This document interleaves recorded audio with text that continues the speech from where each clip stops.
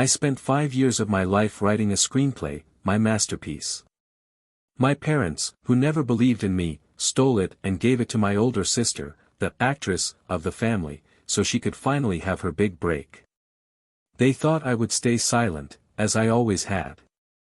But on the night of the premiere, in front of the Hollywood elite, I didn't just deliver the truth, I gave them the dramatic ending that their movie deserved. My name is Leo, and I grew up as the invisible editor of my sister Isabella's life. In our family, the world was a stage, and Isabella, 2 years older, was born for the spotlight. She was beautiful, charismatic, and from a young age, declared she would be a movie star. My parents, a pair of lawyers who secretly lamented not having pursued a life in the arts, invested everything in her. Theater classes, acting workshops in Los Angeles, expensive headshot sessions. Isabella was their life's project. I, on the other hand, was the quiet, backstage son. My passion wasn't acting, it was writing. Since I was a child, I created stories, worlds, characters. While Isabella memorized lines in front of the mirror, I filled notebooks with screenplays. To my parents, my writing was a cute pastime. "It's nice that you have a hobby, dear," my mother would say. "But your sister has the gift." Favoritism was the atmosphere we breathed. The family's finances were a barometer of Isabella's ambitions. When she needed an apartment in a prime neighborhood to be close to auditions, they didn't hesitate. When I needed a new laptop to write, they told me to wait for Christmas. I never complained. I loved her, and in a twisted way, her success felt like a victory for the family. And I helped her. I was her script reader, her audition coach. I would rewrite scenes for her, finding the emotion she couldn't reach. I was her ghostwriter. At 20, I started writing The Lighthouse. It was my story, my soul in screenplay form. A psychological drama about a lonely lighthouse keeper haunted by his past. I spent 5 years of my life on that script. Every night, after my job as a copywriter, I would dive into that world. It was the best thing I had ever written. And, for the first time, I didn't show it to Isabella. It was mine. When I finished, I knew I had something special. With trembling hands, I submitted the script to the Golden Screenplay, the country's most prestigious contest for new writers. I didn't tell anyone in my family. It was a secret act of rebellion. 3 months later, I received the email. I had won. The prize included a sum of money and, most importantly, a production deal with a major studio. I could barely breathe. I had made it. I was a real screenwriter. I decided to tell them at dinner. It was my chance to finally be seen, to have my own spotlight. "I have some incredible news," I announced, my voice thick with an emotion I could barely contain. I won the Golden Screenplay. My movie, The Lighthouse, is going to be produced. The silence that followed was not one of joy. It was one of confused shock. Isabella looked at me, then at my parents, her face a mask of disbelief. My father was the first to speak. But, you write as a hobby." My mother forced a smile. "Well, dear, that's unexpected. How nice for you." But it was Isabella's reaction that broke me. She started to cry. Not tears of happiness for me, but tears of anger, of envy. "It's not fair," she sobbed. "I'm the artist in the family. I'm the one who's been struggling for years. And he just writes one script and wins." That dinner was the beginning of the end. The victory that should have validated me became a source of resentment. Isabella refused to speak to me. My parents, trying to keep the peace, began to pressure me. "Leo, your sister is very shaken," my mother said. "Her dream has always been so difficult. Yours, it came so easily. Maybe you should include her in the project. Write a role for her." The suggestion was so absurd it left me speechless. I had won the biggest award in the country, and their concern was appeasing my sister's ego. The situation worsened when the meetings with the studio began. They loved the script and wanted to fast-track the production. The attached director was a big name. Everything was happening. And at home, the mood grew heavier and heavier. Isabella barely left her room, and my parents walked around the house as if they were in mourning. It was then that my father called me for a man-to-man talk. "Son," he began, "we've been thinking. Isabella is in a very fragile state. Her career hasn't taken off as we'd hoped. And this opportunity, a movie in the family, may be its fate." "What are you trying to say, Dad?" I asked, a knot already forming in my stomach. "We think it would be an act of incredible nobility if you let Isabella take the credit for the screenplay." I laughed. I actually laughed, because the proposal was comically insane. "Let her say she wrote The Lighthouse?" I asked. "Exactly," he said, relieved that I understood. "Think about it, Leo. For you, it's just the first of many. You're talented, you'll write others. For her, this could be her only chance. She would be the writer, the star. It would save her career. And we, as a family, would reap the rewards. You'd still get the prize money, of course. It would be our little secret." He was serious. He was asking me to hand over my identity, my achievement, my soul, on a silver platter to my sister, to satisfy their fantasy of success. "No," I said, the word coming out cold and hard. "Absolutely not." His reaction was fury. He accused me of being selfish, of not caring about my sister's happiness, of betraying the family. The argument was ugly. I left the house that night and went to a hotel. The next day, I received an email from the studio. It was from the head of production. "Leo, we received a call from your father.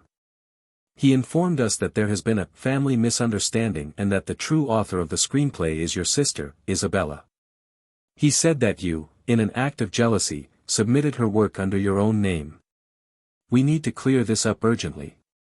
I felt the floor give way. They didn't just ask me to step aside. They went behind my back and accused me of plagiarism to the studio. They were trying to steal my film. Panic was my first reaction. I called my father, my voice trembling with rage. "How could you do this?" He was cold. "We did what was necessary for your sister, Leo. And honestly, it's a better story. A young actress who writes her own debut role. It sells. I suggest you accept it and don't cause any more trouble." They had thought of everything. And I realized I was in a trap. My word against theirs. And they were a united front. The studio, fearing a legal scandal, put the project on hold. I was about to lose everything. I spent the next few days in a state of desperation, trying to find a way out. It was then that I remembered something. Over the 5 years I wrote The Lighthouse, I had kept a habit. I would email every draft, every revised version, to myself as a backup. A digital, time-stamped record of the entire creation process. On top of that, I had the notebooks. Dozens of notebooks with notes, crossed-out dialogue, maps of the lighthouse island. Physical and digital proof of my authorship. But I knew a legal battle would be long and draining. And they would count on that. They would count on me giving in to avoid the headache. And that's when I had an idea. A terrible and, at the same time, perfect idea. I wasn't going to fight them on their terms. I was going to create a new ending to their story. I called the head of production at the studio. "I want to make a deal," I said. "I will publicly admit that the screenplay is Isabella's. But on one condition. I want her to audition for the lead role. In front of all the executives and the director. If she's the best actress for the part, the film is hers." There was a silence on the other end of the line. "Why would you do that?" he asked. "Because," I lied, deep down, maybe my parents are right. Maybe I was selfish. And if she's really the author, she should have the chance to prove it with her talent. The studio, loving the drama and seeing an easy way out of the legal mess, agreed. My parents and Isabella were ecstatic. They saw my proposal not as a trap, but as a surrender. Their arrogance blinded them. They were certain that the star of the family would nail the audition. The test was scheduled. The chosen scene was the most difficult in the film. A 5-page monologue where the protagonist confronts the ghost of her father. It's a scene that requires immense emotional depth, an understanding of the nuances of loss and guilt that I spent years trying to capture on paper. I knew that Isabella, with all her technical training, did not have that truth inside her. And I prepared a surprise. On the morning of the audition, I sent a package to the film's director, a man I admired and who, I suspected, was already wary of the whole story. In the package was a copy of my very first draft of The Lighthouse and a note, "This is for your reference. Note the words that were cut and those that remained. The truth is between the lines." The audition was held in one of the studio's largest sound stages. The atmosphere was intimidating. The executives, the director, everyone was there. My parents sat in the front row, beaming. I sat in the back, invisible. Isabella entered, confident, script in hand. And she began. And it was mediocre. She said the words, but they were empty. She forced tears, but they weren't convincing.